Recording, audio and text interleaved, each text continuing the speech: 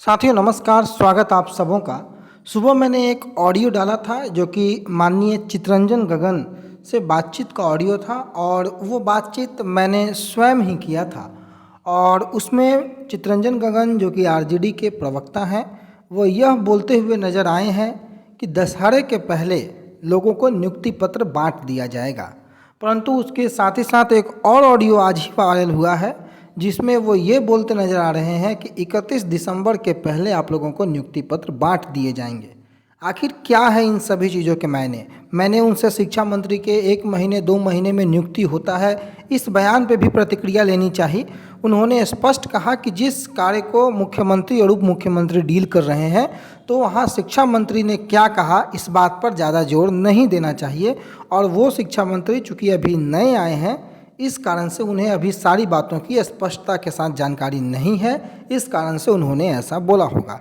परंतु एक positive vibes जरूर इनकी बातों से नज़र आती है। जिस प्रकार से इन्होंने कल से लेकर के धुआंधार ट्वीट्स भी किए हैं या यूँ कहें कि लोगों के सवालों के जवाब दिए हैं।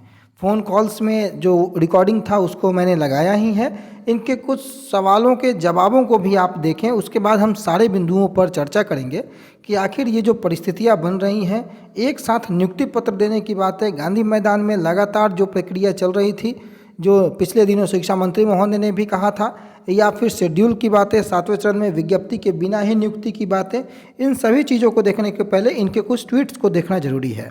सबसे पहले कि सरकारी प्रक्रिया में जो समय लगता है उसके बारे में इन्होंने चर्चा की है। इनके सारे ट्वीट्स को मैं पहले दिखा देता हूँ।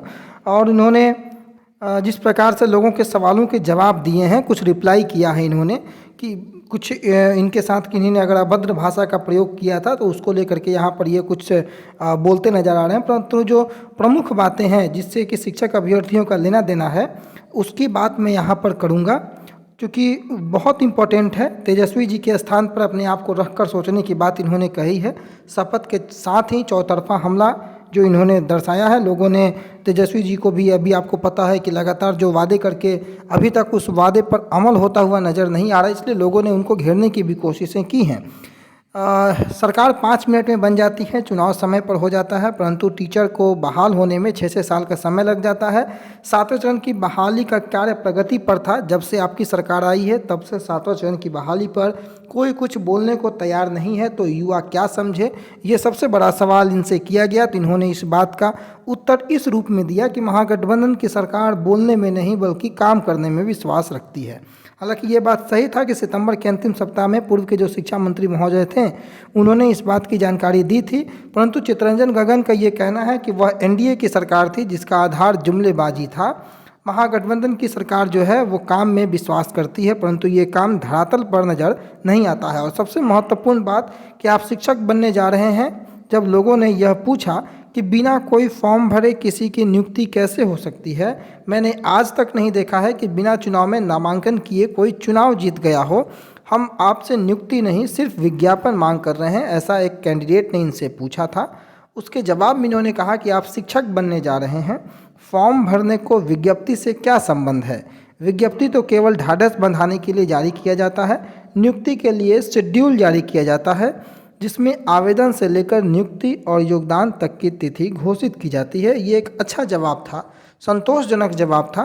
कोई ज़रूरी नहीं है विज्ञापन का, आप डायरेक्ट शेड्यूल निकाल दीजिए और उस शेड्यूल में सारे तिथियों की जो चर्चा है वो होती है। परंतु अब तक बिहार में जो होता आया है कि पहले नोटिफिकेशन आती है उसके बाद शेड्यूल की चर्चाएं होती हैं। चूँकि नोटिफिकेशन का आना इसलिए ज़रूरी है कि नियोजन इकाई जो है कितनी सीटों को बिहार सरकार के पास भेज रही है, इसका पूरा डाटा उस नोटिफिकेशन के समय दे दिया जाता है और अभ्यर्थी जो समय सीमा जो निर्धारित शेड्यूल होता है उसके आधार पर अपने पसंदीदा जगहों पर जो है चुनाव करके फॉर्म को डालते थे। ऐसा प्रक्रिया पिछले दिनों चलते आया है, परंतु प्रक्रिया को बदलने की भी बातें यहाँ पर चितरंजन गगन महोदय ने की है।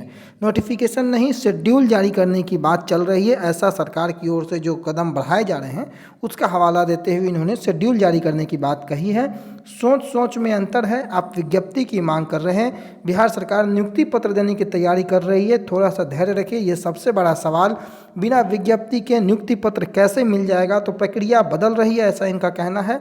शेड्यूल जारी होगा, शेड्यूल और विज्ञप्ति में फ़र्क होता है, बिल्कुल फ़र्क होता है।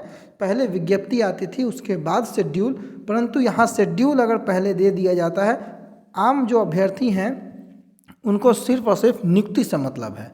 अगर सरकार उनको बिना फॉर्म भराए नियुक्त कर देती है तो किसी को कोई गुरेज नहीं, लेकिन जिस प्रकार से पिछले दिनों अनुभव रहा है अभ्यर्थियों का, यकीन किसी की बात पर नहीं होता है, इसलिए अभ्यर्थी जो हैं वो बेहद इनकी बातों से निराश हैं। दूसरी ओर अभ्यर्थी ने कहा कि उम्मीद है कि कुछ बेहतर होगा। उसका जवाब इन्होंने देते हुए कहा कि धैर्य और भरोसा रखें, आपके उम्मीद से ज़्यादा बेहतर होने वाला है। हमारे नेता और हमारे गठबंधन की सरकार ने जुमलेबाज है और ना जुमलेबाजी करती है।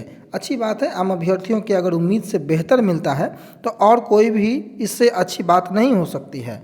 प्रक्रिया बदल रही है, इस बदली हुई प्रक्रिया में कौन सी चीज़ें आगे आएँ, कौन सी चीज़ों को सरकार शामिल करे, ये देखना दिलचस्प होगा।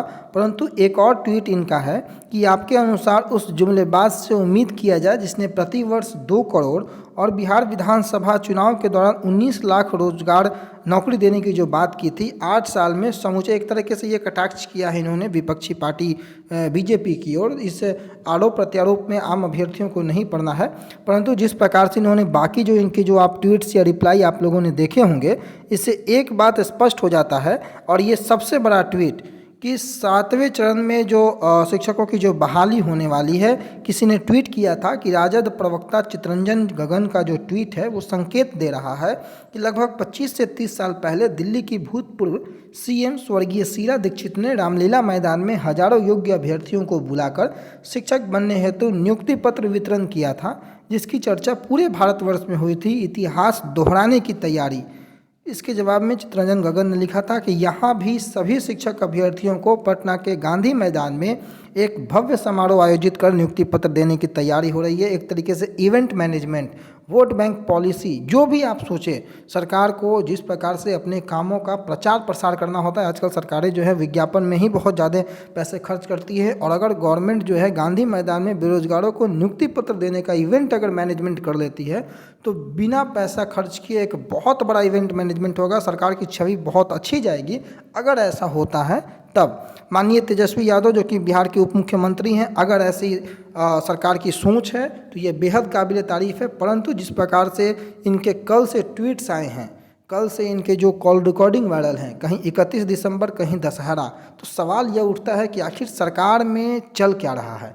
एक बात तो तय है कि सरकार जो है वो कुछ ना कुछ जरूर सोच रही है, अंदर खाने कुछ ना कुछ जरूर चल रहा है, लेकिन अभ्यर्थियों को उम्मीद और विश्वास नहीं है।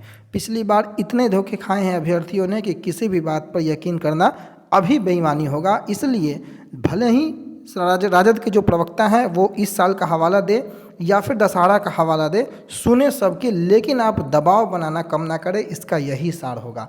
आपके दबाव का नतीजा है कि राजद के प्रवक्ता ने आज इतनी सारी बातें आप लोगों के सामने खोल कर रखी हैं।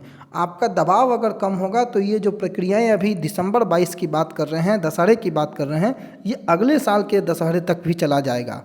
इसलिए आपके दबाव का ही नतीजा है कि सरकार और माननीय जो प्रवक्ता महोदय हैं, इनकी बातों को आपने सुना होगा तो स्पष्टता के साथ इन्होंने इस बात का जिक्र किया है कि थोड़े से अपने अभ्यर्थियों को समझाइए। यानी कि सरकार दबाव में है, उन्हें इस बात का एहसास है कि सरकार को, तेजस्वी यादव को लंबी पारी खेलनी है। रोजगार का मुद्दा बहुत प्रमुख मुद्दा है और शिक्षक अभ्यर्थियों की जो बहाली है वो प्राथमिकता में है। इस कारण से शिक्षक अभ्यर्थी को वो निराश नहीं कर सकते हैं। परंतु सवाल ये उठता है कि कहीं ये 7वां चरण चुनावी भेंट ना चढ़ जाए, इसलिए 7वां चरण शीघ्र जारी हो, तत्काल जो है नियुक्ति का शेड्यूल जारी हो। अगर सरकार को करनी ही है बहाली तो वो तत्काल शेड्यूल जारी करे, कोई लिखित रूप में आश्वासन मिले, बाकी मौखिक आश्वासन का कोई गारंटी नहीं है। शिक्षा मंत्री महोदय के बोलने की जब कोई वैल्यू नहीं है तो आप समझ सकते हैं कि आगे की जो पूर्व के शिक्षा मंत्री महोदय हैं, उन्होंने जनवरी से लेकर के अगस्त सितंबर तक का महीना ला दिया है। इसलिए आम अभ्यर्थियों से दरख्वास्त है कि अपने दबाव को लोकतांत्रिक और शांतिपूर्ण मर्यादा में रह करके बनाए रखें, ताकि सरकार जो है इस नौकरी के जो वादे हैं उससे पीछे ना हट पाए। आपको नौकरी देना ही होगा, उनको 7वां चरण लाना ही होगा, लेकिन दबाव आप लोग कम ना करें। आपके दबाव का नतीजा है कि राजद के प्रवक्ता को कुछ ना कुछ बोलना पड़ रहा है। ये एक अच्छा संकेत है, शुभ संकेत है। परंतु हमें पूरी तरीके से जब तक नौकरी नहीं मिलती है, जब तक 7वां चरण नहीं आ जाता है, तब तक शांत नहीं बैठना है, अदरवाइज कब पासा पलट जाता है किसी को अता पता नहीं रहता है। उम्मीद होगा कि इस वीडियो के बाद आप लोग जो वास्तविक स्थिति है उसका आकलन किए होंगे, समझे होंगे। फिलहाल के लिए इतना ही, धन्यवाद।